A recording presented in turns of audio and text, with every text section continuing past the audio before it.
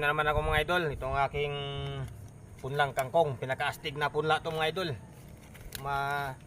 Pansin nyo mga idol, oh, ito ang aking punla to mga idol, ay matanda na punla na to mga idol. Pero walang matanda o bata na punla sa akin mga idol. Depende yan sa ating pag-alaga kung paano natin pagandahin ang ating mga tanim.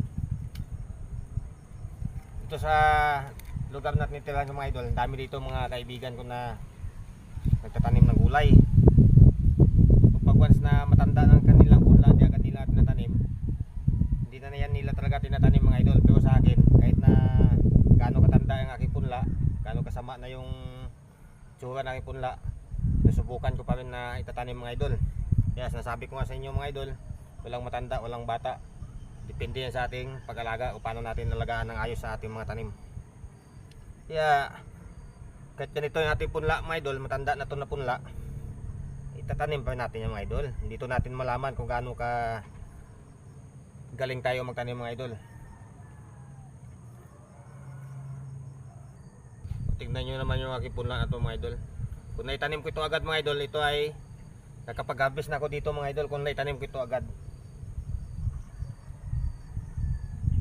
Kaso lang itong aking lupa na pagtamnan ito mga idol ay tapon na ako ng organic na pataba na para ihalo ko dito mga idol.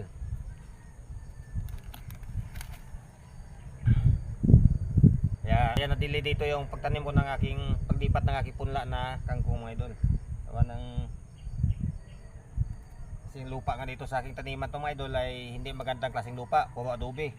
Kaya kailangan malagyan muna natin ng organic na pataba.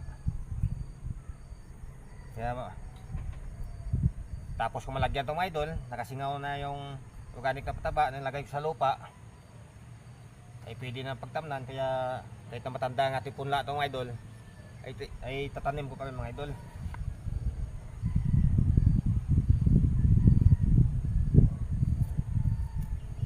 Kung idol, update ko na kayo sa aking tanim na kangkong. Sa loob na ng 20 days mga idol, ganun kabilis ko palakihin ang aking mga tanim na kangkong gamit ang aking organic na pataba. Yan ang mga idol, oh. Ang sarap nito. Pang tamang-tama na pang harvest.